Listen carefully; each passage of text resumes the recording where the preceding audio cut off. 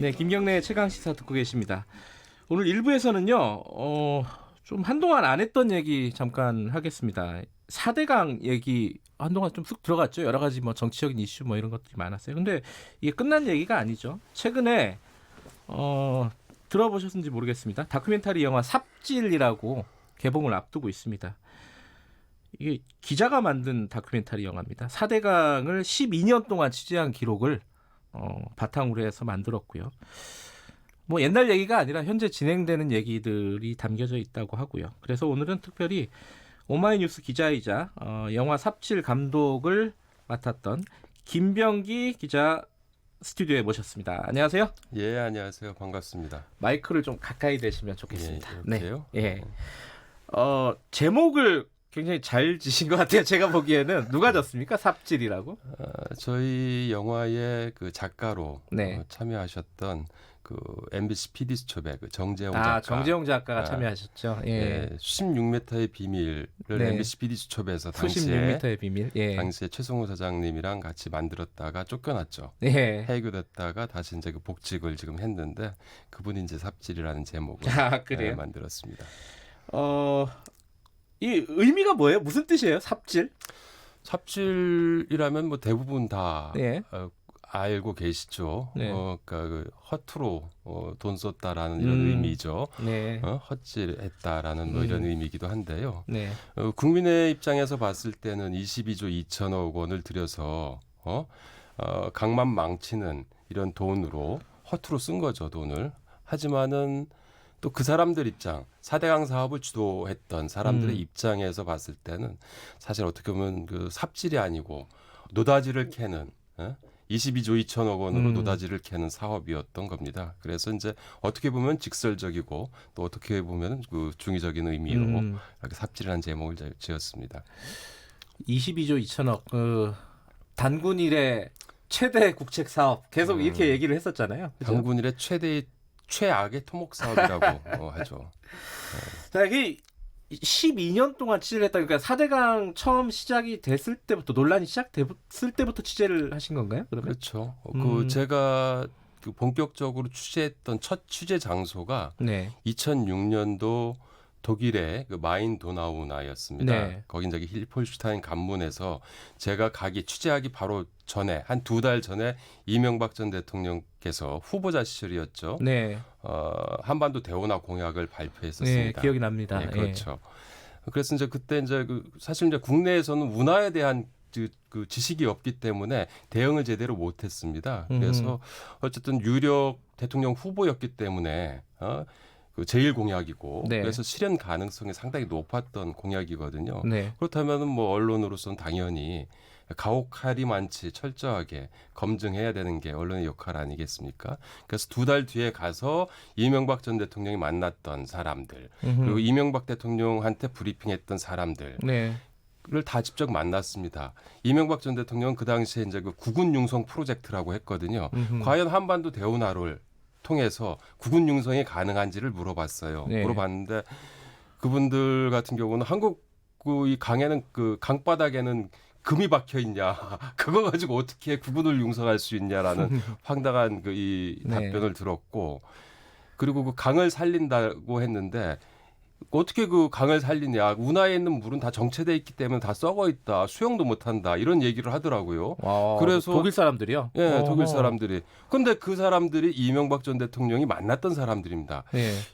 그럼 이명박 전 대통령이 거짓말을 한 거지 않습니까? 그렇죠. 그래서 계속해서 이거는 안 되겠다. 이건 큰일 나겠다. 국토의 그 혈맥을 건드리는 사업이거든요. 네. 그래서 계속해서 현장 취재를 했고 탐사 보도를 했고 그리고 미국과 뭐 독일, 일본 이런데 해외 취재도 하면서 네. 오마이뉴스 이제 그 김종술이라는 유명한 시민 기자가 있거든요. 금강의 요정이라고 불리는 그분들과 함께 계속해서 12년 동안 취재를 해왔죠. 12년 동안 설마 이것만 취재하신 건 아니죠? 그렇죠. 그렇죠. 하지만 그 관심의 끈을 네. 계속 놓지 않고 지속적으로 이렇게 취재했다고 볼 수 있죠. 몇 가지 궁금한 대목이 있는데 하나는 오마이뉴스가 영상 매체는 아니잖아요. 예. 근데 그 촬영을 쭉 하셨던 모양이에요? 제가 이제 독일에 갔을 때도 이제 제가 뭐 캠코더를 어떻게 뭐 조작하는지도 몰랐던 제가 그냥 어쨌든 이건 뭔가 기록해야 되겠다 싶어서 본인이 직접 하셨어요? 제가 직접 그 캠코더를 들고 갔었고 물론 이제 그 뒤에는 네. 그 저희 이제 그 또 오마이 TV 네. 기자들이 있거든요. 그 네. 기자들이 또 따라 붙었고 그리고 이제 본격적으로 이거를 그 영화로 만들겠다라고 시작한 거는 2017년이었거든요. 그때부터는 그 소위 말해서 그 4대강 부역자 그 승승장구했던 지금도 승승장구하고 있는 그런 분들한테 가서 네. 책임을 묻는 마이크를 네. 들이대고 카메라를 들이대고 책임을 묻는 작업들을 좀 해왔죠. 그리고 또 한 가지 궁금한 거는 저도 그 이명박 전 대통령 시절에 KBS에 있었어요. 예, 예. 당시에 4대강을 비판하는 보도를 하기가 쉽지가 않았습니다. 예. 예, 뭐 발제를 하면은 제대로 통과가 안 되고 그리고 4대강 홍보하는 방송들이 주로 채널에서 나가고 이런 상황이었는데 오마이뉴스는 뭐 그런 건 없었어요? 좀 힘든 부분 뭐 회사 내부는 아니더라도 이런 어떤 이명박 대통령의 정책이라든가 4대강을 비판하는 보도를 하는 게 좀 외부적으로도 쉽지는 않았을 것 같은데. 이제 저는 사실 이제 그 당시에 예. 원래 이제 그 사회부장 때 그 처음 그 예. 취재를 시작했고 그리고 이제 그 편집국장이 됐었어요. 편집국장 하면서 이제 이명박 정권 시절에 이제 그 편집국장이었는데 뭐 편집국장한테 이 압력이 들어오거나 이러진 않았겠죠, 당연히. 셀프 데스크를 보셨군요. 그런데 그럼에도 불구하고 예. 광고라든지 사기업 광고까지도 상당히 좀 그 많이 위축이 됐죠. 저희 같은 경우도.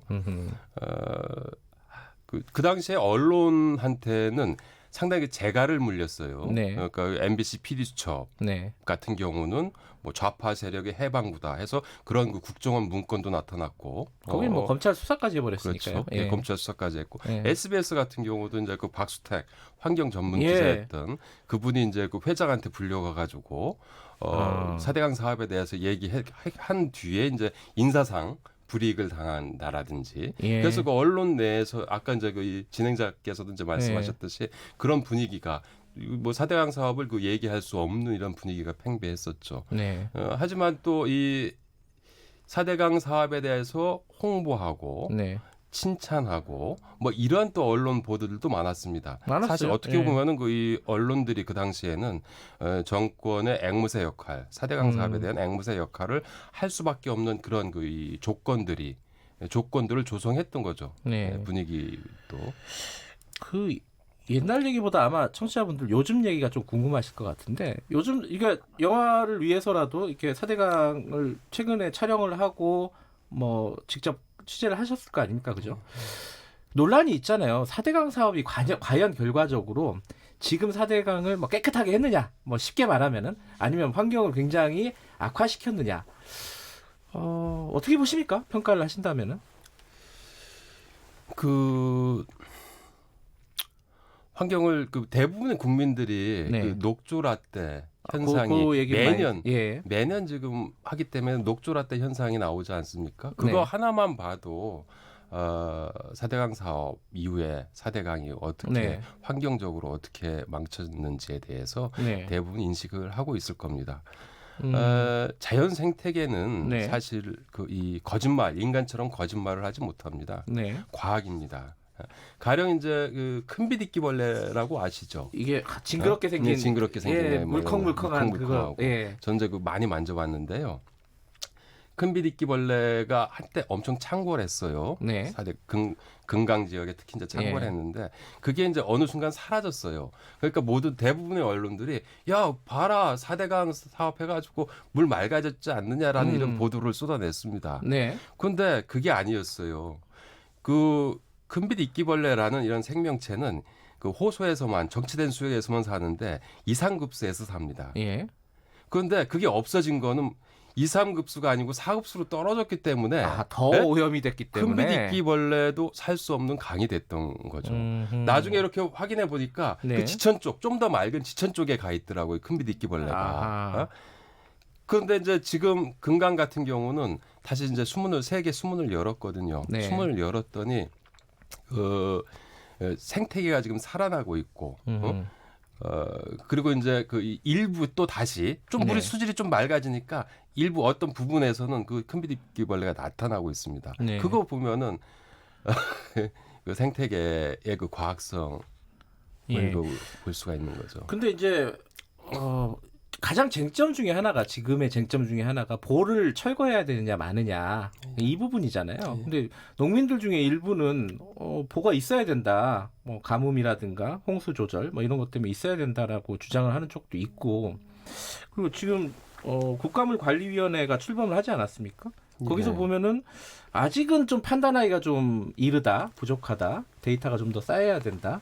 좀 유보적인 입장을 얘기하고 이건 어떻게 봐야 될까요? 그 우선 그 이 물관리위원회 예. 이 최근 이제 2월 22일 날 네. 그 이 4대강 조사평가위원회가 그 금강 영산강 네. 그 보처리 문제와 관련된 발표를 했습니다. 네. 발표를 했는데 그 발표를 했더니 그 이 자유한국당 쪽 분들이 이제 야 뭐 2, 3개월 조사하고 데이터 네. 가지고 어떻게 그걸 평가하냐 이렇게 이제 뭐 반발을 하고 네. 있었죠.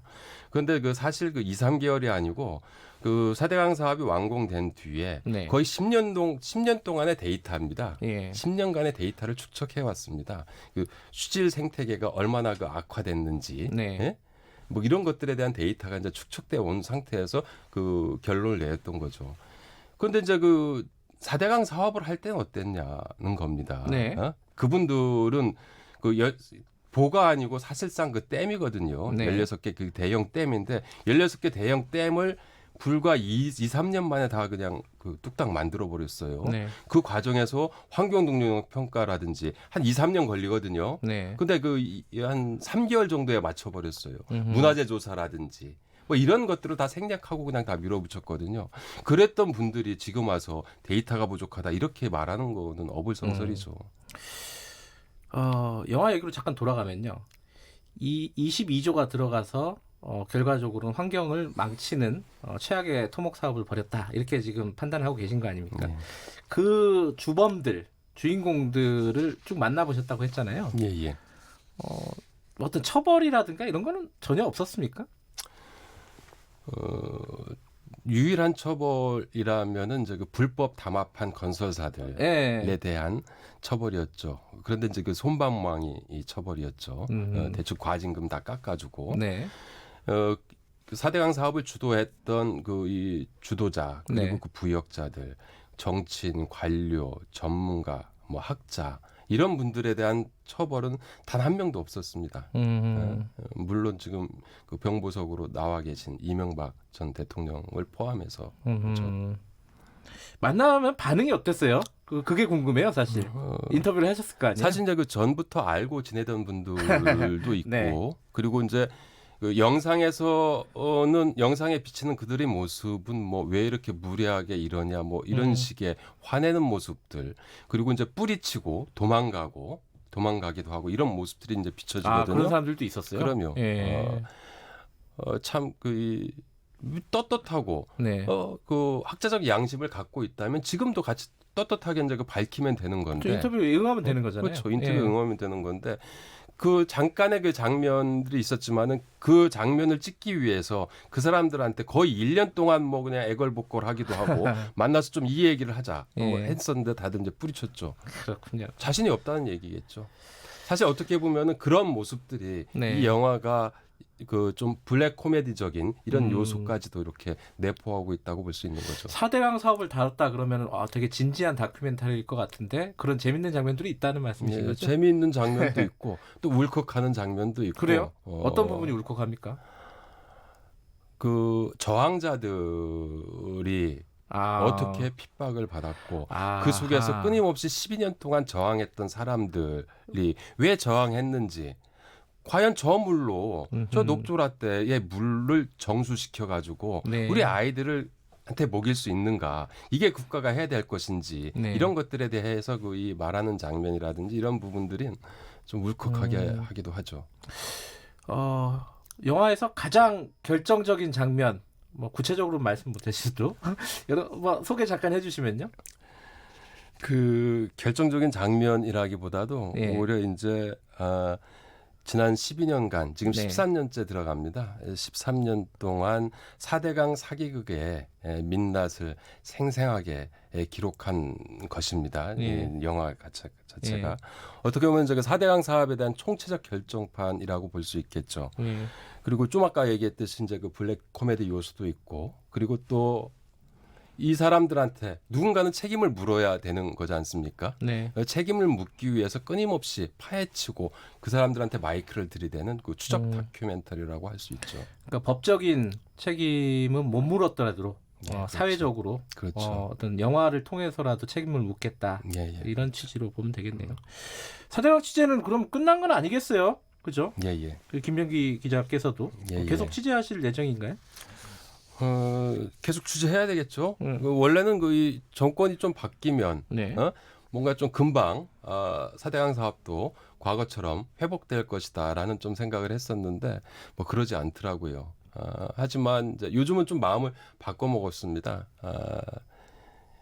스페인 속담에 이런 속담이 있습니다. 1000년 뒤의 강은 네. 제 길로 돌아간다라는 이런 그 속담이 있습니다. 어.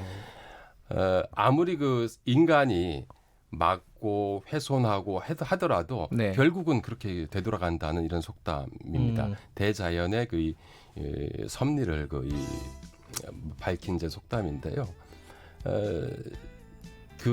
이 4대강 이 삽질 영화를 좀 더 많은 사람들이 봐주시면은 그 1000년을 100년으로 그 100년을 10년으로 단축하는데 알겠습니다. 많이 도움이 되지 않을까 싶습니다. 알겠습니다. 오늘 스튜디오 나와주셔서 감사드리고요. 고맙습니다. 김병기 오마이뉴스 기자였습니다. 끝내야 됩니다. 딱